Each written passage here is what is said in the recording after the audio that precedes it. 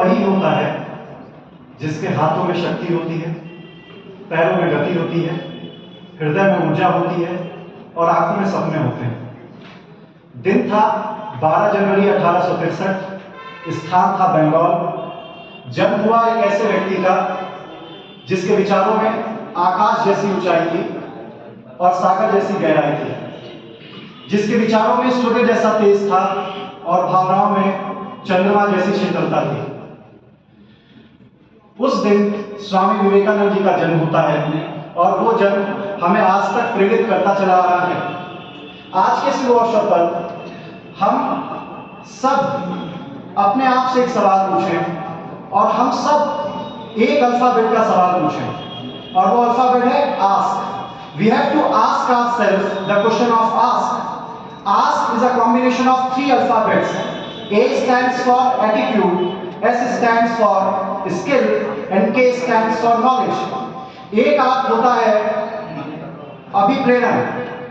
हमारा एटीट्यूड क्या है, हम कैसा विचार रखते हैं। स्वामी विवेकानंद जी ने कहा था कि जैसा हम सोचते हैं वैसा हम बनते चले जाते हैं। दूसरा सवाल हमें अपने स्वयं से ये करना चाहिए कि हमारे अंदर कैसा स्किल है, कैसी कुशलता है, कैसी योग्यता है।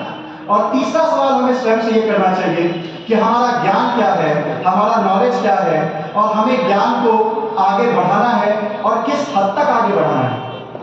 अंग्रेजी में और प्रबंध अध्ययन शास्त्र में एक टेक्निक कही जाती है जिसे हम बोलते हैं स्वॉट एनालिसिस। स्वॉट एनालिसिस 4 शब्दों का, 4 अल्फाबेट का कॉम्बिनेशन है। S stand for strength, W stand for weakness, O stands for opportunity and T stands for threat। आज हमारे देश में हमें ये मूल्यांकन करना चाहिए कि हमारे देश की स्ट्रेंथ यानी ताकत क्या है। हमारे देश की ताकत है कि हमारे देश में सभ्यता है, संस्कार है। और हमारे देश की वीकनेस यानी कमजोरी क्या है।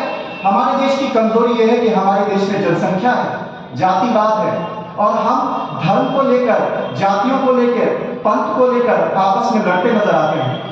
हमारे देश के पास अपॉर्चुनिटी, अवसर यह है कि हम 2047 आते आते वर्ल्ड की सबसे बड़ी इकोनॉमी बन सकते हैं। और थ्रेट ये है, चुनौती ये है कि अभी भी हमारे देश में कई ऐसे युवा हैं जो अशिक्षित हैं।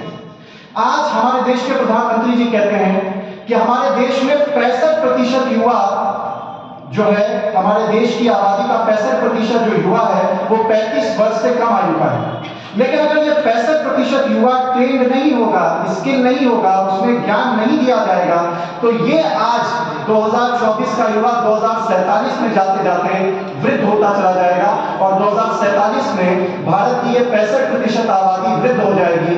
और अगर ये 65% आबादी 2047 में अनस्किल्ड रहेगी तो ये भारत के लिए एक लायबिलिटी, एक दायित्व का काम करेगी।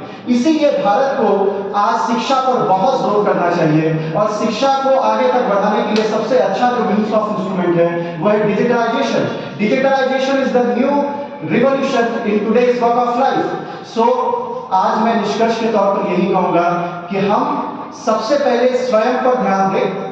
जब हम स्वयं पर ध्यान देते हैं तो हम स्वयं के व्यक्तित्व का निर्माण करते हैं और जब हम स्वयं के व्यक्तित्व का निर्माण करते हैं तो हम परिवार का निर्माण करते हैं, परिवार समाज का निर्माण करता है, समाज देश का निर्माण करता है, देश से पूरा विश्व बनता है।